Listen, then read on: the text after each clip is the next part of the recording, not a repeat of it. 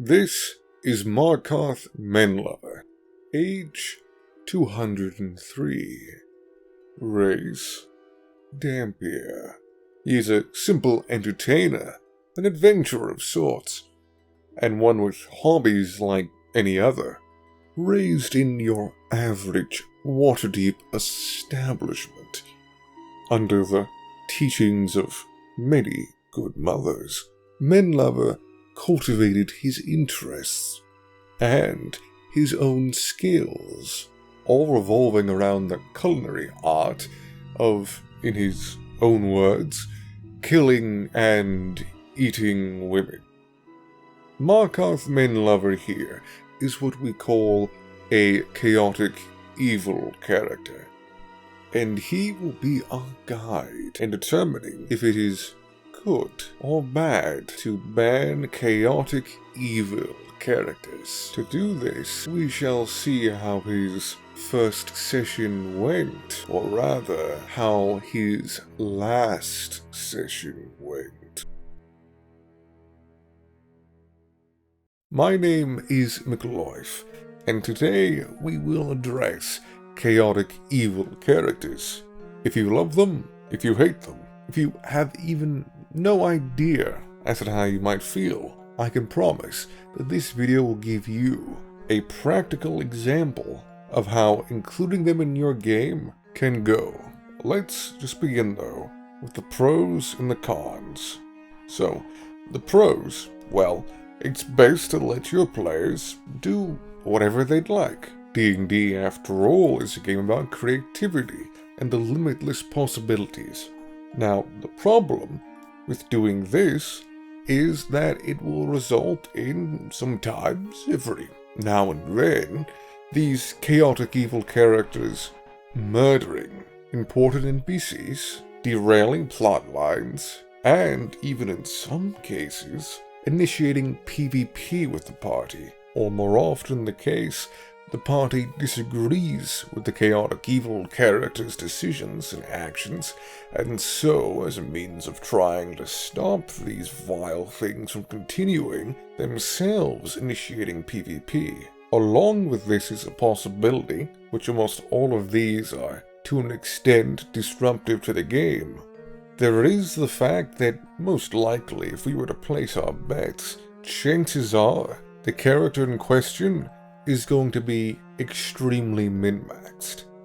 At the end of the day, of course, the player who's playing this kind of character is expecting that, hey, things might come to blows, and if they do, well, in that situation, they'll want to take a few players out with them, of course. And so that leaves us with a very strong character who can disrupt the group and the story itself a wee bit.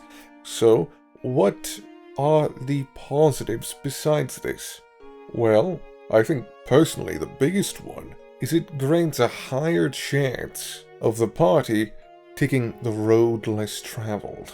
For instance, now these are very light spoilers for a campaign called Out of the Abyss, and I'll keep things rather vague and not spoil much. So, in the settlement of Blingdenstone, which is a settlement full of deep gnomes, the rule and government of Blingdenstone requests that the players go ahead and exterminate a colony of sentient were-rats.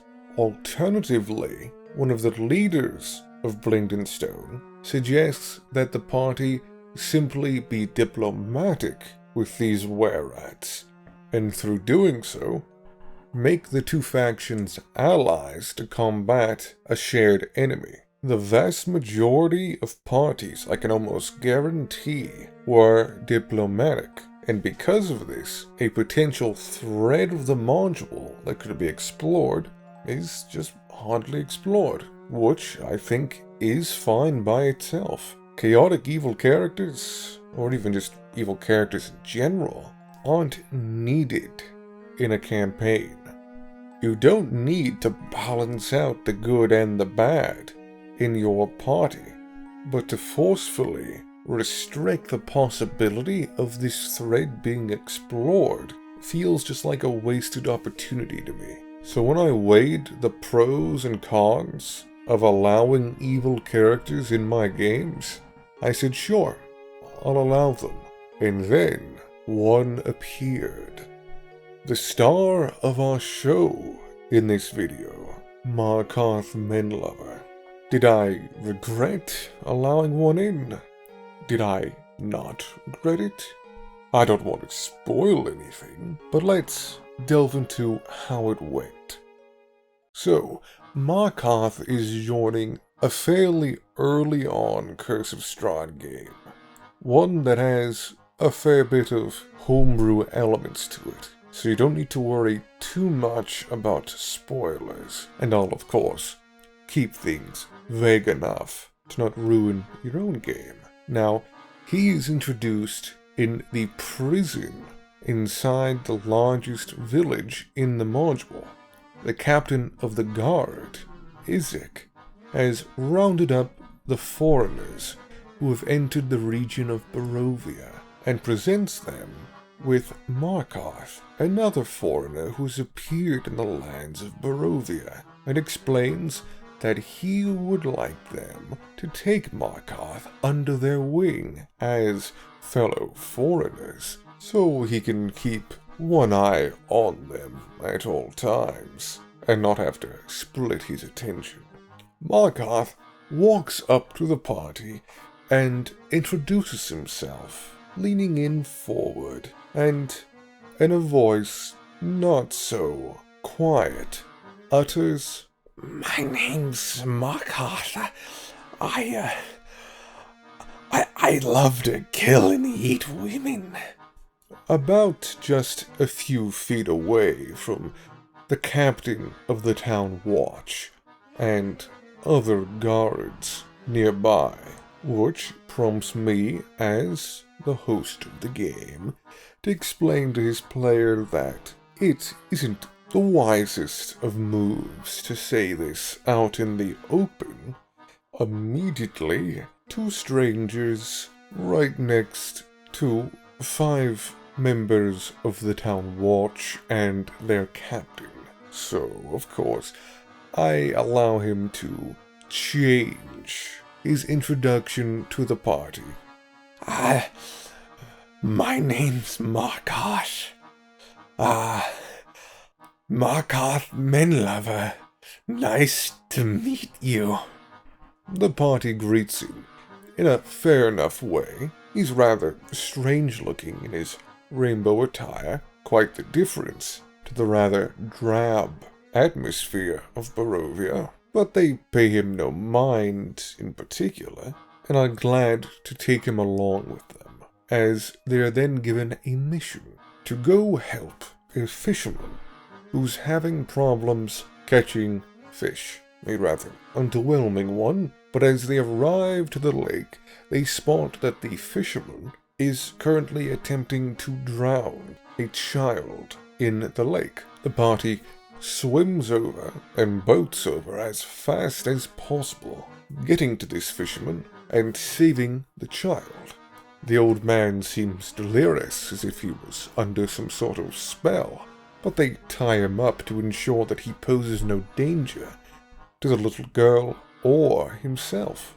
Through questioning the little girl and the man, they discover that it seems likely that some sort of creature affected him in some way, some monstrosity that's in the waters, which is when they begin to go and search the coastline of the lake to try and find a cave where the monster might be. During this investigation, Markarth seems to be rather distracted by the man, tied up and hardly conscious, and asks a simple question to the party. I've got to tell you something, guys.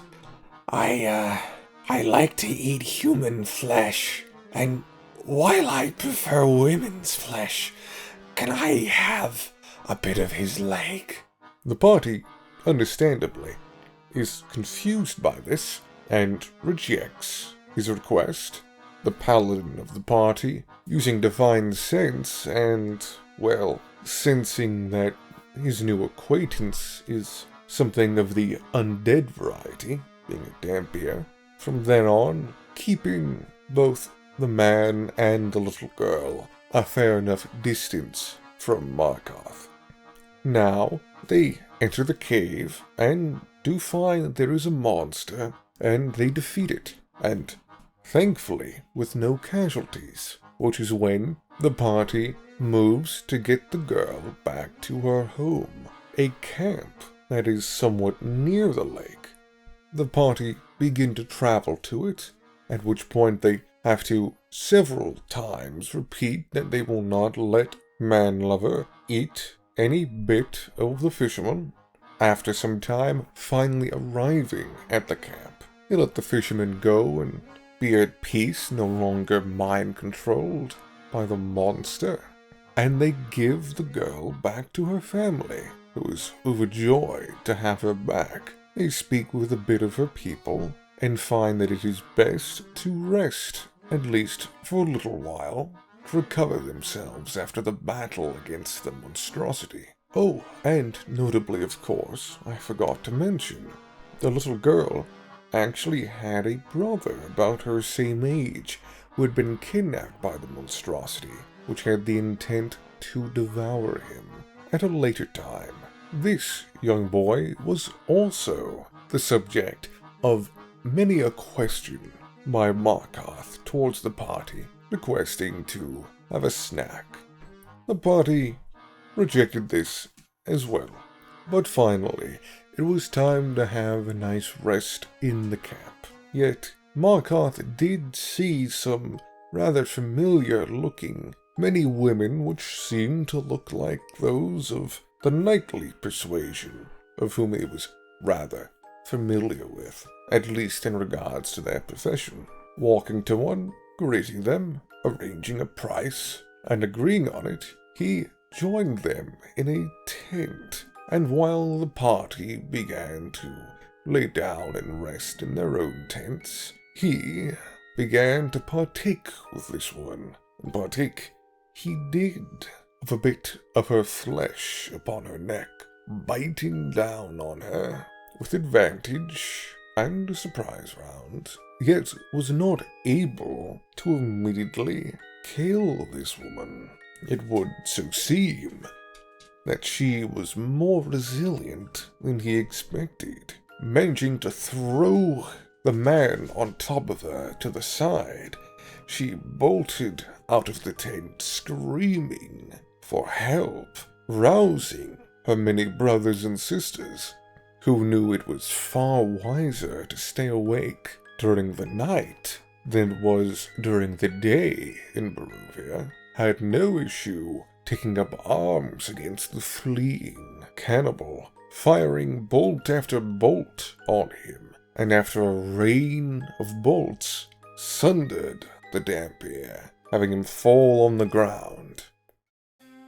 Some time would pass, until Markarth's eyes would widen upon the hearing of sightless hooves trotting upon the ground, moving a black carriage, and inside the lord of these lands to greet him.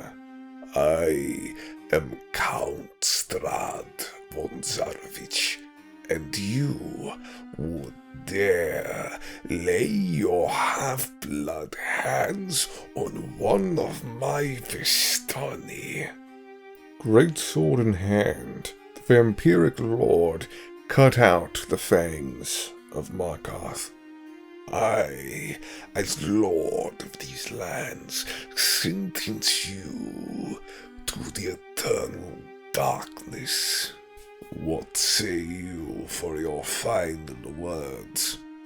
Replying in only with the spit of blood, spit which unfortunately missed the vampiric lord, Markarth was then swiftly separated from his head and burned in the flames of the campfire, ending the life of Markarth Meinluver, age 203, with the talent of not knowing when to keep his mouth shut, and giving us insight on what allowing a chaotic evil character into your game will result in.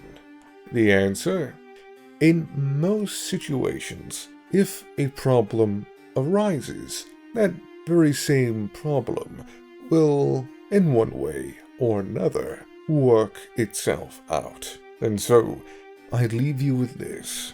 Allow characters of any alignment into your game. The only thing that will happen is you don't know how any session will end, but it will definitely be memorable.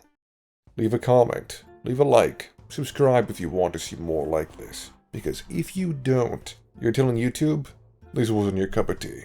In fact, it might not be even others' cup of tea, so YouTube won't show it to anybody. Appreciate it. Enjoy the rest of my videos.